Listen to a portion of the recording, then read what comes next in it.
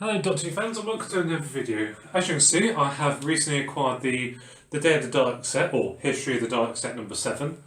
Well, sorry it took a bit of a while, but obviously sometimes the B&M sets are a bit difficult to get. Looking if I managed to get one in the end through a friend, who actually I'll be talking about later, so I won't go into too much detail about who it is just at this time.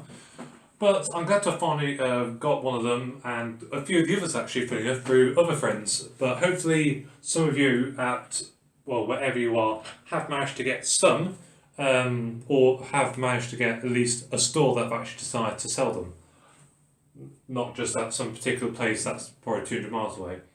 But anyway, so as you can see, this is a very familiar road for probably long-time subscribers. So as you know that I've reviewed the Supreme Dalek from Day of the Daleks a few times. And you know when obviously you start talking to me about it, sometimes I do have strong feelings about it. But I'm glad to say that the third release of this specific figure, so the Supreme Dalek from Day of the Daleks, is actually one of the most accurate takes on this Dalek that I've actually ever had. It only took, well, from the original release of classic toys, about 13 years, but who's counting?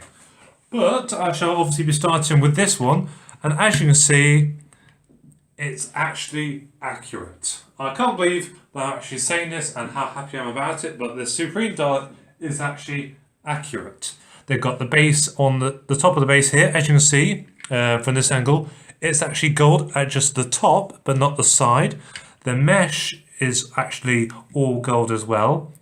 And they've actually decided to do the ball joint gold and actually keep this one silver. It's actually a 100% accurate paint job of the Daleks.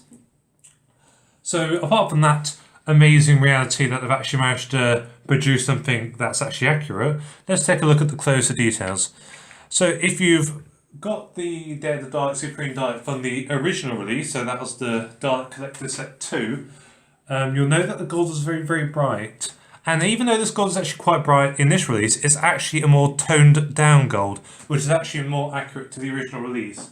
And sometimes it is hard to get a good idea what kind of paint job it had, because some photos show that kind of a yellowy gold, while some show a slightly brighter gold, because obviously 70s TV, sometimes probably the gold quality probably didn't show so much, but it's a more toned down gold. It's actually what I believe is probably more accurate. It's similar to the gold that was later seen in Planet of the Daleks. It's actually more accurate to the gold Dalek seen in briefly in the Frontier in Space at the end of the story before Planet of the Daleks. So it's actually more close to that. So I assume this gold paint is actually more accurate to that Dalek, and so even though the Day of the Daleks footage is a bit more of yellow gold, I assume it's the same prop gold.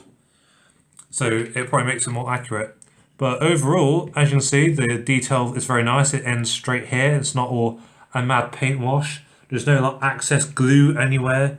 So overall, it's actually one of the most accurate Daleks, and probably one of the neatest Daleks, in every sense of the word, that have actually produced. I know there's a bit of a scuffing at the top, but that was probably from the factory, not me. But overall, I'm actually very, very happy with this Dalek, and that they've actually managed to produce it to quite a good quality and to quite a high accuracy. So I appreciate that Al, who works with characters, actually decided to brush up this Dalek and to actually make it as accurate as possible. And obviously, like all Daleks, the plungered arm and the laser arm do go up and down, and the eye stalk does go up and down as well. So, after my praise for the gold Dalek, I do have a photo that has been provided for me. Again, the person I was talking about earlier. You probably may know him as Mickey Smith 07 on Instagram and Twitter. So as you can see with the photo that I'll show, so pause the video if you want to take a bit longer look at it.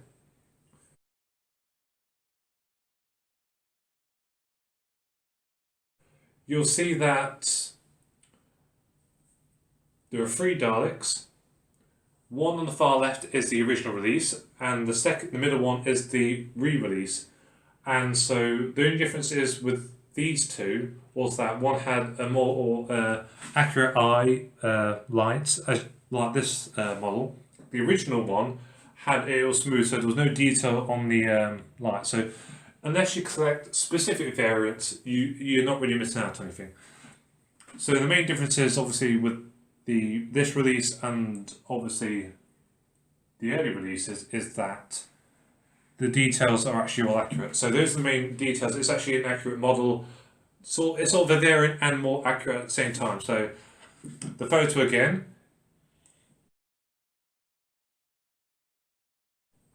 As you can see, it shows 3 different versions, and this is actually the most accurate.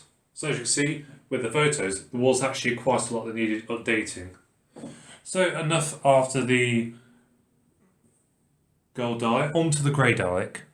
So as you can see as well, another Dalek I love. I actually do love this set quite a lot. I think it's actually probably my favourite B&M set.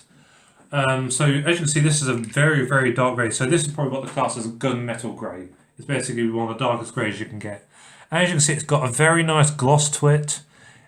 It's got very amazing detail. It doesn't, again, no paint going over, no scratches, no glue.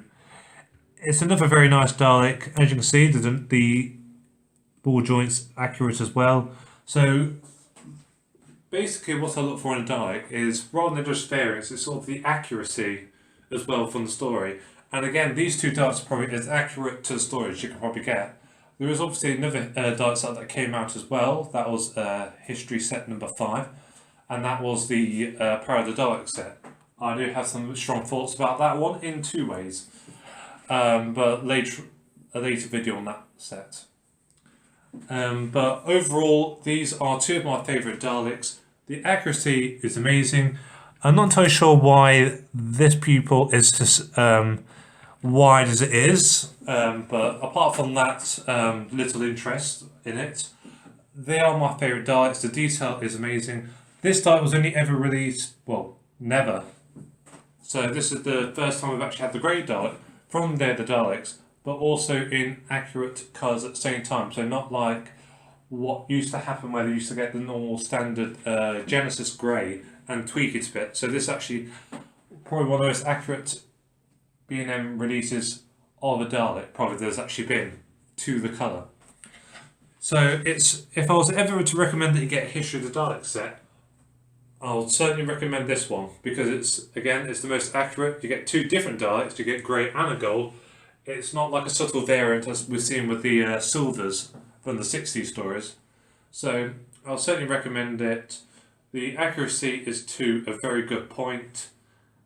And to be fair, I can't actually really fault it. It's actually probably my favourite. And also, you probably heard as well, I shall show the photos after the video, that today 5 new sets have actually been announced, including 2 more History of the Daleks sets. So just soon after procuring these ones, we'll have to go to B&M again. And hopefully I'll be able to bring you some more videos from the last release and the next release in the next couple of weeks. So keep following Who Merchandise on Facebook, Twitter and YouTube. And thank you Mickey Smith 07 for providing the photograph of the Daleks Supreme Daleks.